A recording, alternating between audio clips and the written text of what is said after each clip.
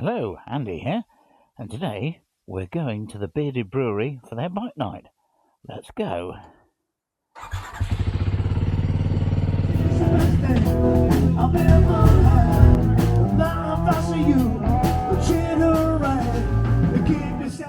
And today is also the first chance I have to test the new ECU RE-Flash. Does it make any difference? The bike respond better? Is the fuel economy better? Is the tick over lower? Those are all points which were suggested to me. So it is also a chance to test that on a more varied range of roads than I did on the way back from ABR, which was in essence mostly motorway. The thing is, I didn't really have any trouble with the throttle and all that before.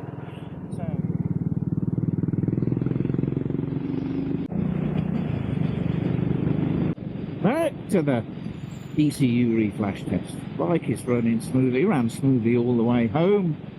No issues with it. Tonight is a bit more relaxed than it has been over the last week. So the Bearded Brewery is a place run by bikers, and they produce cider. And of course cider is now my preferred drink because I'm celiac, can't drink most beers. There are a few gluten-free beers, but they're not common. And at least with cider you know what you're getting. Yes, so there's also going to be music here. Believe it or not, this road here, the one in front of us, this used to be the main A30, and in the summertime it would just be one big long traffic jam of caravans. Recap on the RE-Flash. So I was at the ABR Adventure Bike Rider Festival talking to guys on the BSA stand. They said, have you heard about the new RE-Flash? I said, well, yes, I've heard about it, but it's 70 miles from where I live, and you know, I'll come into the dealer next time and get it done. And I said, oh, do you want it done now? Because we've got all the kit. So Andy, the tech guy, grabbed his kit, and we walked 5 or 10 minutes to where my bike was parked, plugged it in, and lo and behold, 5 minutes later, it was all done. Well, so easy. And so, you know, if you're watching this and you're humming and hawing, or your dealer is mucking you out saying, oh, we've got to wait all this time, it doesn't take more than 5 minutes, really. So they could just fit you in and do it any time. Don't take any nonsense. Make sure that you get it done.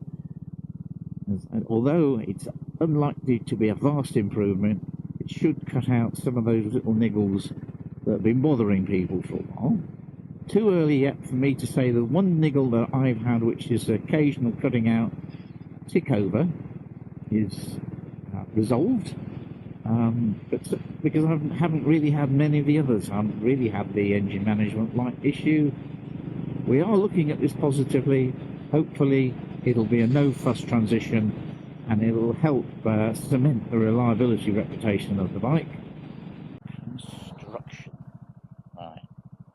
Be careful down this, because this is a mostly gravelled track, if I remember rightly.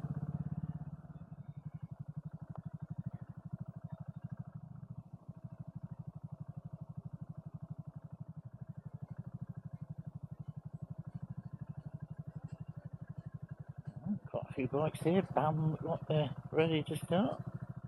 And here we are.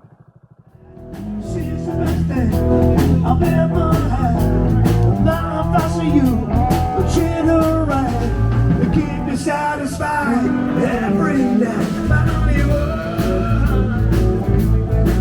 now you are.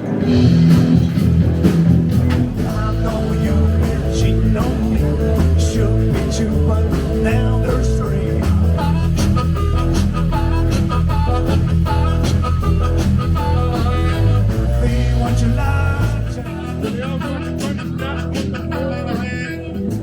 What you like, tell me to go.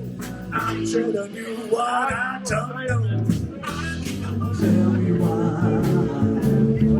Be my baby, be mine.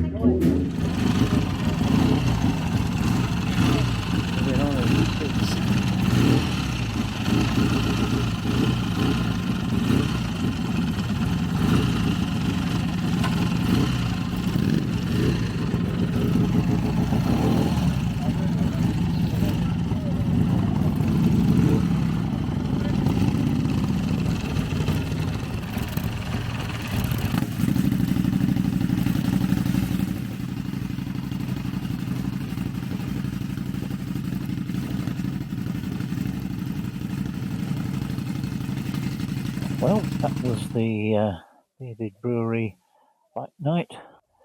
Good old blues rock band playing. Yeah, so that's another biker event. It's 2 in a week. Got another one on Sunday. Yeah, busy at the moment. And re-flash, no issues with that. Certainly no sign of any cutting out. And we'll see how the effect on the fuel consumption is when we've used a tank of fuel or more. Just for now, I'm going to head for home. Back to the re-flash. Doesn't feel significantly different, really. They have said it's crisper throttle response. Maybe.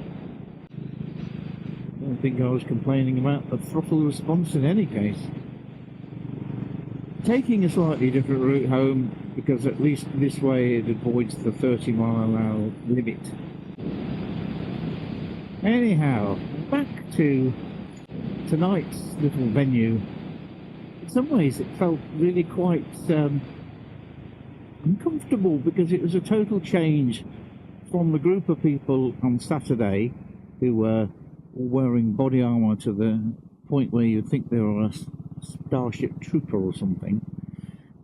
You know, all riding the GSs, the BMWs and the big ADV bikes. And then you come to another place where they've all got really long beards, not wearing any kind of body armour, and they're riding very loud, very low Harley Davidsons. It's sort of a strange thing about biker culture. It has such wide variation from, you know, and there are even a few youngsters on their 125s there.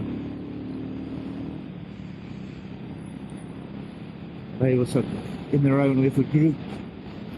So I didn't really feel part of either group in many ways, although I did relax a bit once I got there. So, don't forget, like, comment and subscribe to my channel. Helps keep it growing, helps me to deliver better content to you. And thanks for watching this one. I will see you in the next one. Bye for now.